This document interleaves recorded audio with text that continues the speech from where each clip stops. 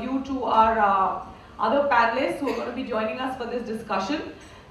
Today we are very happy to have with us the head of pediatry and the group medical director of Apollo Hospitals, Dr. Sybil. He's written a book called Is Your Child Ready to Face the World? And it's a testament to how you can effectively basically communicate with your children to prepare them to face the future. Ladies and gentlemen, please put your hands together for Dr. Anupam Sybil.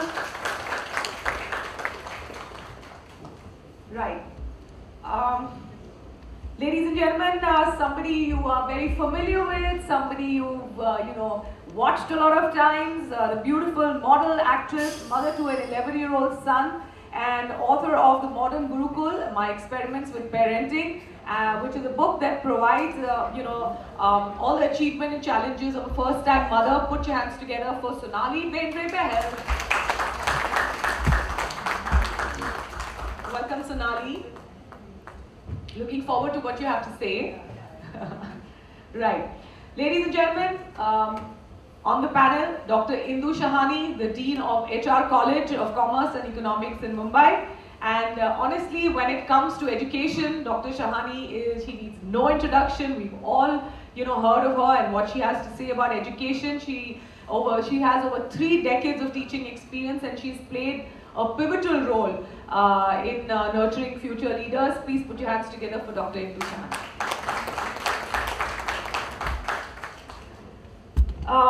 We also have with us Ms. Rupal Patel, who is a child psychologist and she's a parenting expert. She's conducted more than 500 workshops and seminars on parenting all over the country, and I'm sure we all want to know what she has to say today. Please welcome Dr. Rupal Patel.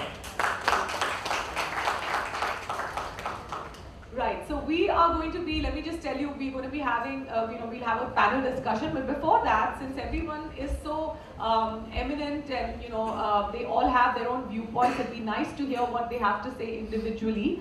So I'd really like to request, them to give a, like an opening introduction to what their take is, so then we can take it forward. So Dr. Sybil, we'd like to start with you, if you don't mind.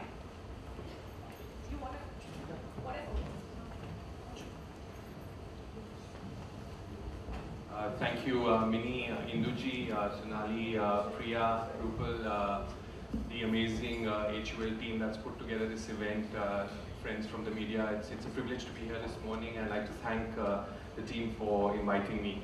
Yeah, I've been a pediatrician for more than 20 years, and every day I spend a lot of time interacting with moms and dads, and I invariably ask them this question: are you stressed being a parent? And the answer is always yes. It doesn't matter who you are. You could be an actress, you could be a journalist, you could be head of a brand, you could be a cricket star. The answer is always yes, because when you go home, you are just mom or dad, nothing more, nothing less. I want to tell you this little story. When the announcement of President Obama being awarded the Nobel Peace Prize was made, his daughter Maria went up to him and said, "Daddy, you've just won the Nobel Peace Prize, and it's Bo's birthday today." Bo, incidentally, is the dog the president had gifted his daughters. And then Shasha, the younger one, walks in and she says, "Daddy, plus we have a 3-day weekend coming up. So you could be the president of the United States of America and be awarded the Nobel Peace Prize, but for your daughters, you're just daddy, and they want to discuss the important event for the day." For a child to be a child comes naturally, but for an adult to become a parent, it's quite another story. There's so many different questions that bother a parent. Will my child learn to distinguish the good from the bad, make strong relationships, will my child live up to the genetic potential with which he or she is born, and a whole lot of worrying questions. But deep down there's just one sentiment, and that is, will I fail in my duty to prepare my child to face the world? And that's a worry that every parent has. So how do you prepare a child? Well, you can talk to them, it's great to talk, but how do you communicate with a generation that has absolutely no time for you? They have so many gadgets, extracurricular activities, academics, so on and so forth. They don't even want to listen, forget hearing. We can give them books to read. Yeah, there's some wonderful books that are available. But if we really look at books and data that has come out, about 50% of kids in the UK prefer watching television to reading books. And what is worrying is that 17% were actually embarrassed if their friends saw them reading a book. So books are really not very popular anymore. We can talk about our own experience. You know, each one of us has learned so much. We made mistakes. We don't want our children to repeat. But then we must realize that the moment you start a conversation and say, in my experience, the child says this is a sermon, and the child doesn't want to hear, because we must remember what Charles Bardworth has said, that by the time a man realizes that his father was probably right, he usually has a son who thinks he's wrong. So your own experience doesn't really gel very well. And that's really what got me thinking and got me to write this book called Is Your Child Ready to Face the World? And it really is a simple book that talks about how do you communicate with this generation which is very different, that likes to debate and question. And in the book I describe a very simple technique that I developed looking at other parents, looking at relatives, and what we did with our son. And very simple, get 15-20 minutes with the child when he wants that time. It can't be structured, it can't be a fixed day of the week, because then it becomes a scheduled activity which children don't like. And what we did was we would get Devanga's son to talk about something that was bothering him or something that was of interest, something that had happened in school, and then one would weave a story around it and try and get his interest and usually touch on a value. Because at the end of the day, as parents, what we want is to instill some value. So just to give you a couple of examples, and I don't know if you have children here who want smartphones. It's a huge problem these days. And every year when a new smartphone model comes out, it's a big problem. And we had the similar problem when a new iPhone came out, and Devang said, you know, Dad, it's just awesome. Just look at the feel, look at the quality, look at the technology. I'm going to be super smart. At the click of a button, I can get all the information from Google. I'm going to be a smart kid. I want an iPhone. So a real passionate case to buy an iPhone. And I said, well, this is a perfect time to talk about Steve Jobs. You know, the highs and lows. After all, imagine dropping out of college, forming a company, $2 billion, more millionaires ever in history, being thrown out of that company, coming back and heading it 10 years later and making the most valuable company. So it's about determination. We were watching the soccer World Cup inaugural ceremony, and we were seeing Shakira perform. And suddenly the camera focused on Nelson Mandela, and I said, wow, this is a great opportunity to talk about forgiveness. There isn't a better example of forgiveness than Nelson Mandela. Imagine spending 27 years in prison, getting out of prison, becoming the president, and inviting the public prosecutor who asked for the death penalty for you for lunch. Imagine inviting the prison warder for your inauguration. Can there be a better example of forgiveness? So we had this discussion. We went and saw this movie called Invictus, which is about Mandela and Springboks, and then we read a lot. It's extremely important that we instill some important values in children, especially this generation. You see, we're looking at nuclear families, we're looking at kids who have this entitlement. They believe they need everything because it's their right. They don't really have to work for it. They kind of ignore the fact that there are thousands and thousands of people in their neighborhood, thousands of kids who don't have that. You know, in my clinic, I keep candies on my desk. And boys, I'm waiting for the day when a boy will ask for an extra candy, but a girl will always ask for a candy for her sister or for a brother. So all those who have boys need to remember that they need to work really hard in instilling this concept of giving and sharing. That's the way boys are. I mean, it's just harder for them. But there are so many of these stories that I think we need to tell our children. But do this in a fashion that it's not really teaching. So it's really having a discussion, because a two-way communication is extremely important, and we must never forget when we talk about giving and sharing that children observe very keenly, their ears hear, and their brain processes, and this then gets deeply ingrained in their mind.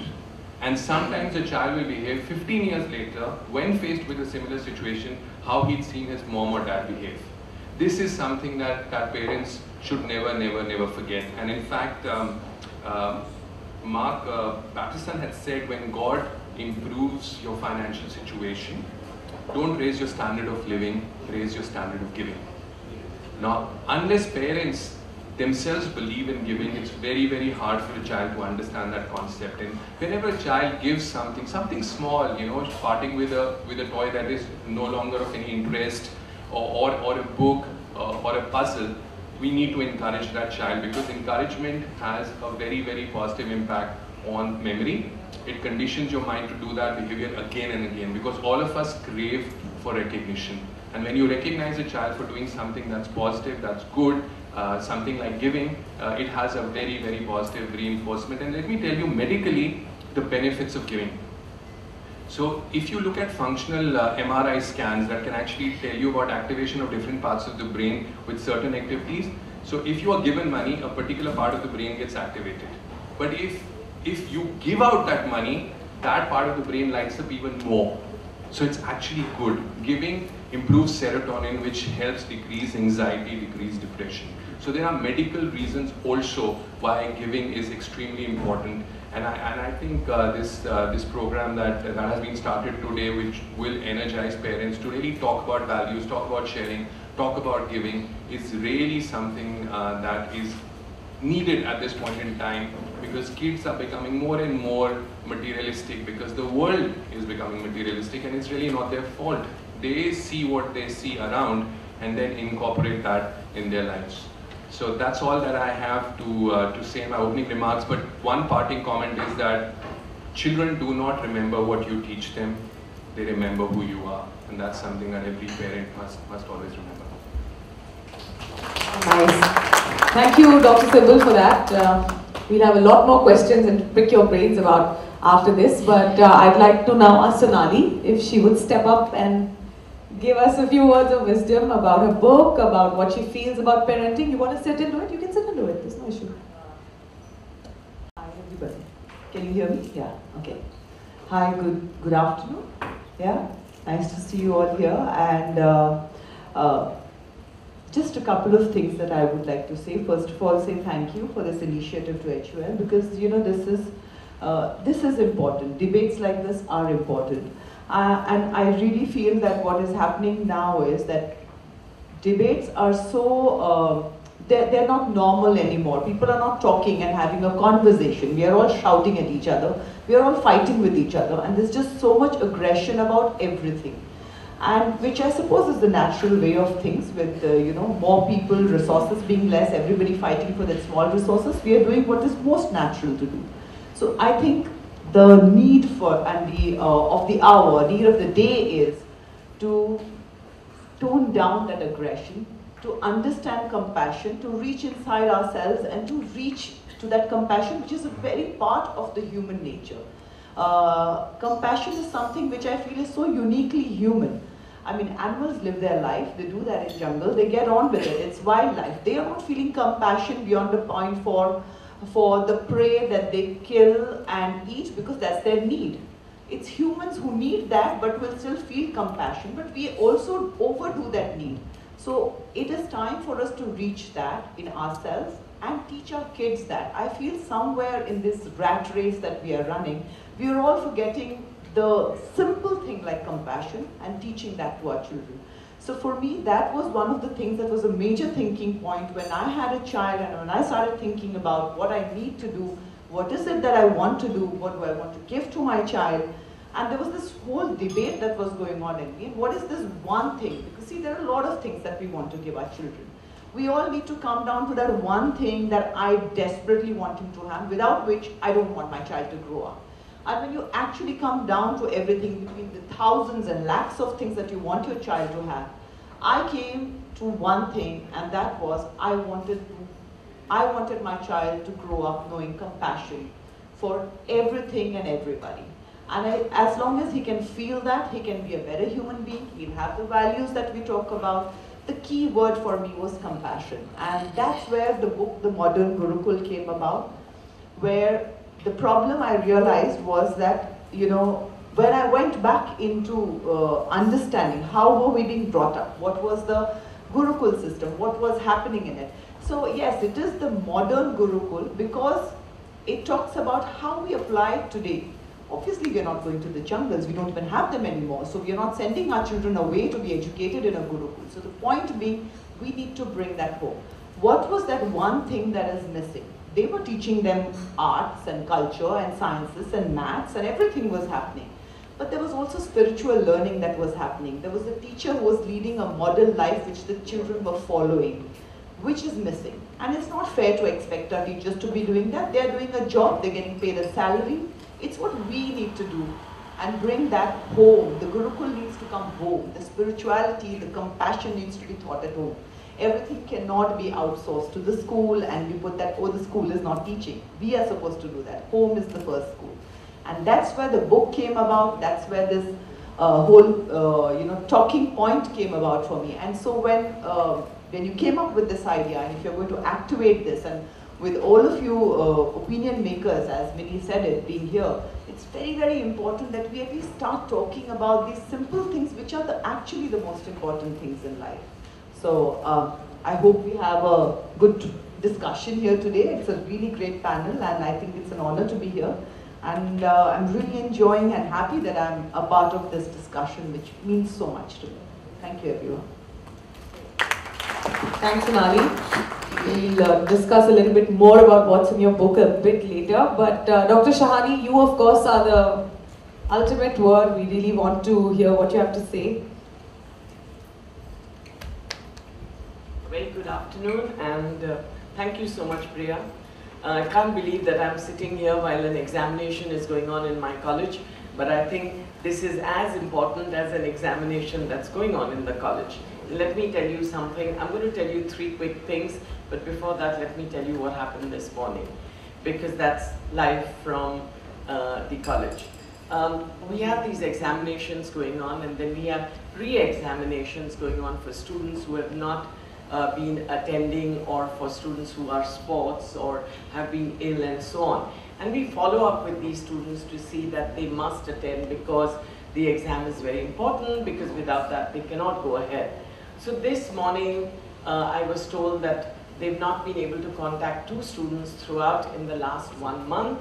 So finally they've been able to contact the father of one of the students and he will see me. So I said, okay, I'll see him before coming here. The exam was starting at 11 o'clock. So I met him at 9:30 and I said to him, I said, you know, your son hasn't been coming to the college. And then he looks around and says, no, has he not been coming to the college? I said, no, he's not been coming to the college. So he said, but he leaves home and he comes. So I said, I'm sorry, but here are the attendance records and today is the exam. If he's not here, he doesn't graduate. He said, really? I said, can I ask you just one question? When was it last you met your son? And he said, you know, I've been traveling and I came back last night, so I really don't know. But let me WhatsApp him, all right? So, what does that mean? As Sonali said, does the principal of the college, the teachers of the college have to take up the parenting? Do we have to become parents? I said, sir, we've tried all his WhatsApps, we've tried all his phone numbers, we've all tried all his friends, we've tried, but we have not been able to get through. And the father couldn't also get through, so he could not sit for the exam. What's going wrong?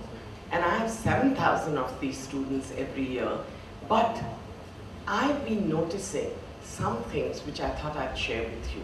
Number one, I do a large number of interviews in the college with students coming in with their parents, and these are not interviews just because they've not been attending, but these are interviews when they are entering my college. I want to see what kind of students am I getting, so I do random interviews. Let me tell you how I've been able to do a study, and maybe both of you who are writing these great books can take this study over and write about it. When the young man or a young woman enters my room with their parents, I started noticing the behavior of the young students and started making my own study, which I didn't realize I was able to make that out in 5-7 minutes. But one of the generalizations that I've been able to come up with is students who walked in and waited for their parents to sit, who had the decency not to talk while their parents are talking, to talk in a gentle manner, very respectful, very confident, very balanced. And I asked them one question: do you live with your grandparents? And 75% of the time I received the answer yes. Has the influence of your grandparents been there? So many times they say we don't live with our grandparents, but he spends his Sunday with Nani and one Saturday with Dadi. correct? I've been told this. I think we have to understand we need the return of the joint family. We need the return of the influence of the grandparents. I see that in my own son today, who it's a great feeling for me to work for him today. He's setting up 3 new institutions after I've been for 3 decades in higher education, to see that he's there because the influence of the Nani and the Dadi. I would have been in charge of university exams. 7 o'clock I would need to open that cupboard where all my papers were kept, and the university students, 89,000 students appear in commerce, and I would have that key, and this young boy, because of my anxiety, would get up with fever because my anxiety that I have an exam and I have to take care, and that would happen. And I'd ring up my mother and she'd say, don't worry, at 5:30 in the morning I'd ring her up, he's got high fever, and she would say, when I'm, it's so sad when I'm sitting in the canteen and I'm seeing children around, the plate of dosa comes to them or this comes to them. It's so individualistic. They never care to see if the next person has still got his meal or not, and so on. I think the sharing and caring comes from, it's not just sharing and caring. Please remember, I'm sure Priya will understand that today corporates are talking about teamwork. If you are a team player, then you're good.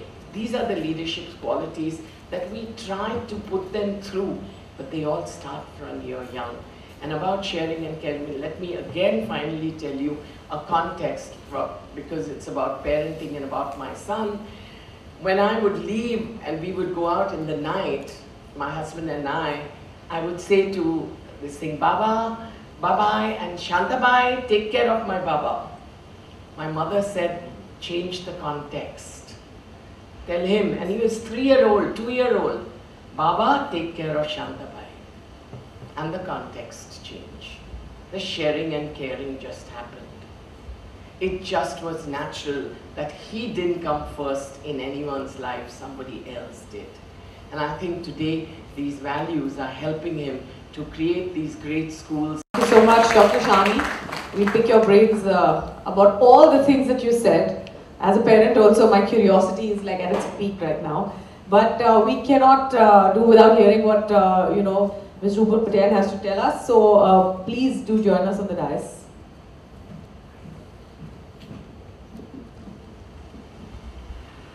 Good afternoon. It's when you're serving dinner, yes, if you're serving dinner and having a conversation, that's a wonderful thing because you're actually bonding in that conversation. But if I'm just meeting out rules and I'm saying do this, do that, do this, do that, I might be around my child the entire day. I might not even be working. But if I'm going to be around just doing that, I'm not actually building that bond. And so very, very important is to build that bond. Another thing I wanted to touch upon was, when we want to inculcate values, if I am not clear about the values myself, how am I going to inculcate them? So I need to have clarity, what are the values I want to inculcate? I might have a certain list, and again, as I said, everybody's will be different. There are certain which are very common, which everybody would want their kids to have, but again, that cannot be said that this is what is the right way or the wrong way, because it's your way, because it's what you want for your child, what you want for your family. But if I'm not clear, it'll be very difficult. I'll lose out all the teachable moments. For example, if I want to teach my child gratitude, but somebody has given a child a gift, and if I'm not aware that I want to teach gratitude, I will not remember to encourage my child to send a thank you note or say thank you in some way.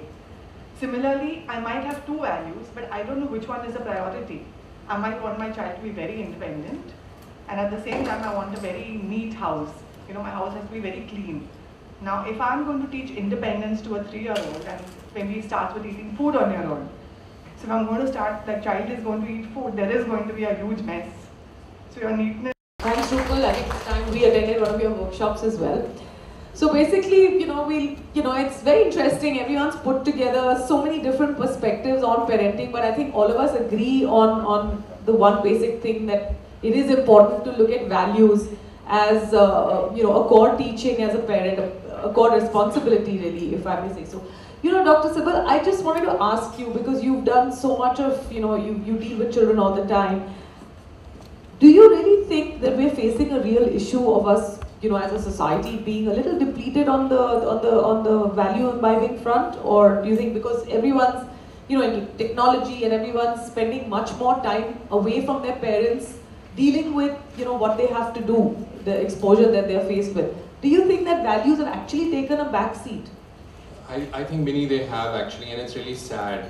As a doctor, I see a lot of infections, viral, bacterial, fungal. But there's this new infection that I see, I call it the P virus. It's the perfection virus. It has afflicted large amounts of our population. It's like you want the perfect partner, so that's why marriages break. You want the perfect progeny. Now, with progeny, it's really difficult.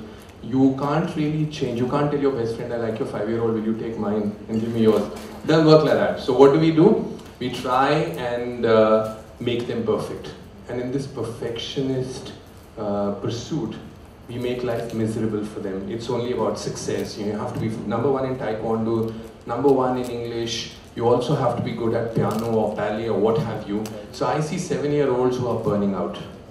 They're just so exhausted, they actually come and they say, I'm so tired, I finished school, I have to this class, that class, 3 times a week, this, 2 times a week, this. And then it's not just about attending, it's about performing well. Just attending is not good enough, you have to win. So what's happening is there's too much focus on achievement, on success, and we tend to forget that success is never permanent. Anyone who's very successful will also fail, fall, and then must have the resilience to stand up. And for that you need values. And values were so beautifully ingrained in our culture. Induji just talked about the beauty of grandparents, but the reality is that we live in nuclear families. Grandparents are seen occasionally, holidays, and of course we also have single parents. So it's very, very hard on the parent, but I think extremely important, hard that it might be, that we don't lose sight of instilling these values, because otherwise we'll raise a generation that is really not going to realize what happens when you fail, because you are going to fail. In fact, that's a very interesting point. As parents, we're trying to raise the perfect children, and I think, Dr. Shani, I would really like to, you must have seen so many parents who are trying to live their dreams to their children. What you couldn't achieve, you want your child to do, you couldn't sing, so your child must sing, and so on and so forth. Do you also come across, children who are just carrying their parents' dreams and aspirations on their shoulders? I think at the time when they come into the college, it's much more the aspirations of what they're going to do after college, which is bothering them. And very often the parents say, but when he finishes this 3 years, will he get a placement in this company, or will he be able to do this? And I keep telling them, let him enjoy his college life first.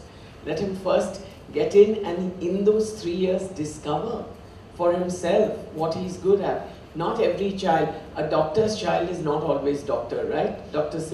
You would tell me it's not true, Dr. Sippal. Tell me you're not pushing Devang into being a doctor. He's actually followed commerce. But very interesting about this. Good. We should give a round of applause just for that. Doctors' kids are always doctors. And I must say that my son did pharmacy, so we are exchanging our two styles. No, but it's very interesting. I'm sorry if I might be what you said about doctors' kids being doctors. I was addressing a convention of 600 school teachers the other day, and most of them were parents.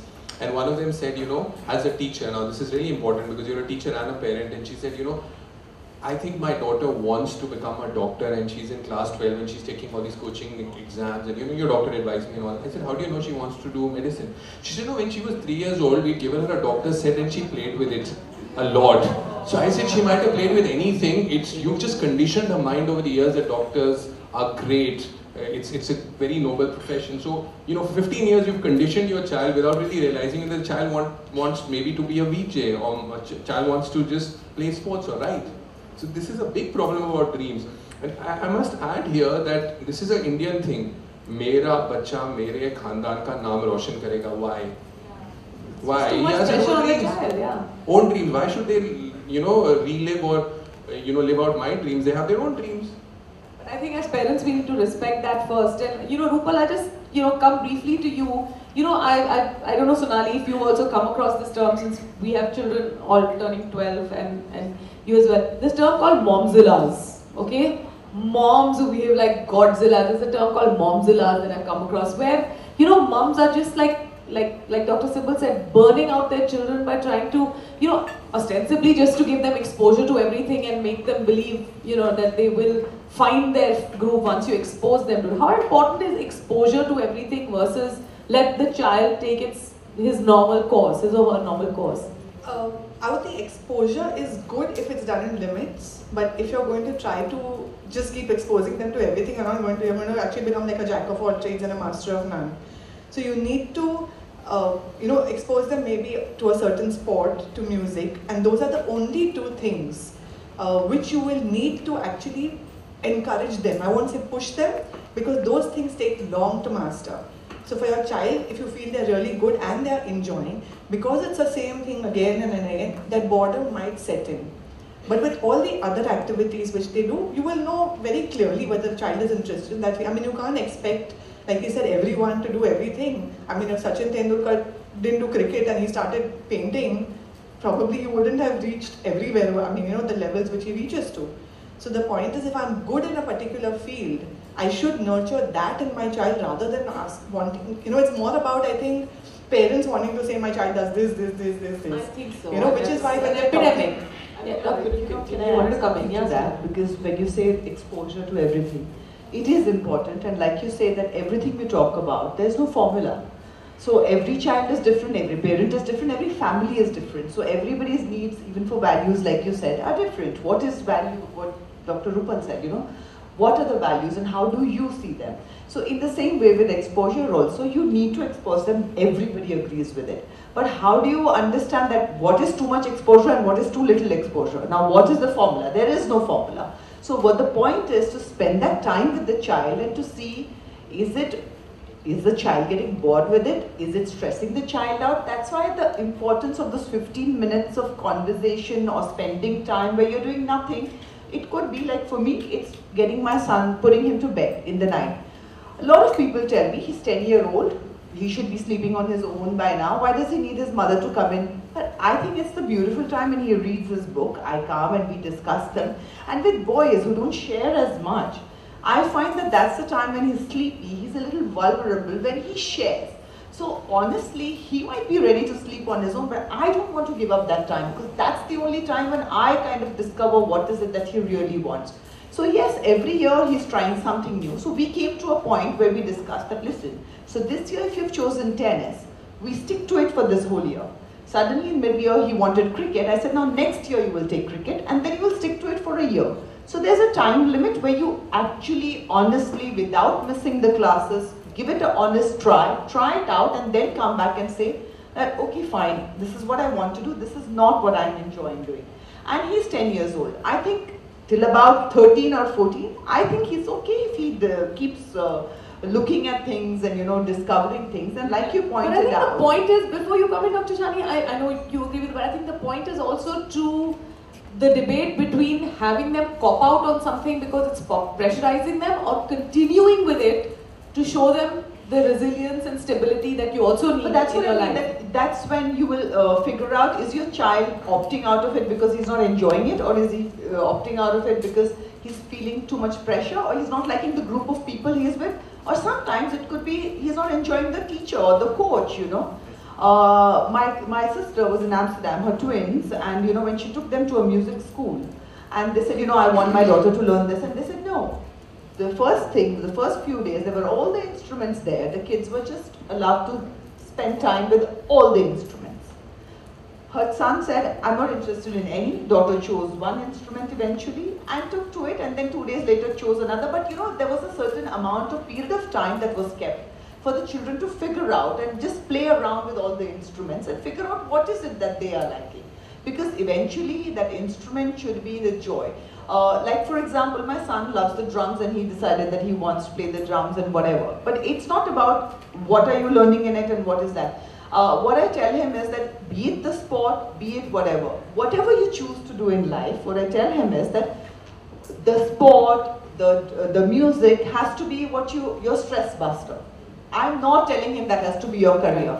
So that if he chooses that, that's his choice. But if you tell them that this has to be something that, you know, when you're working very hard and you want a break, you can go and play your own music. This has to be something that you enjoy. You enjoy, and you're doing it because of that. That's the the most most wanted to important. come in on what the- I wanted to say here was that, you know, at the end of the 3 years when they come into college, students, and at the end of 3 years, they need to get a hall ticket signed by the principal of the college so that they can sit for the examination. And that's the time when I meet about 1,000 students because they're going to be graduating. And I ask every student, what are you going to do? Every student. Okay, I spend a lot of time on that one. You know, I still find, which is a sorry state of affairs, is that 50% of the students haven't still figured out what they want to do, even when they are now 20 or 21. So I think somewhere during their growing up years, we, as the point that she made and the point you made, is we have to learn to make the child focus a little more on whatever he wants to do. But remember, focus is very important. Just to play devil's advocate, what's wrong with not finding your focus early on? I just feel the earlier you find your focus, the earlier the burnout. When you finished your 3rd year of your BCom, you don't know whether you're going to go for further studies or you know, which just goes to show you at a 21, if you're not, at 21 people are doing such different things. You do expect that they would at least know what they want to do. I'm not sure what I want to do. But if I might just come in on that, I mean, what Induji said is 21, 22 is really a mature age. But what we do in India is the other extreme. We expect a 10-year-old or a 12-year-old to figure out what they want in life. I was like horrified to learn that now we have coaching classes in class 8, 9 and 10 for IIT. It used to be 11 and 12. Class 7, 8, 9, can you imagine? I mean, the kid is being exposed to science for the first time and he's like priming himself 5 years down the road to sit for an IIT GE. Trailer को बहुत प्यार मिला है, so here's hoping that लोगों को film पसंद आए. 29 अप्रैल को रिलीज़ हो रही है. ये उम्मीद करते हैं कि everybody there behind, also you guys, everyone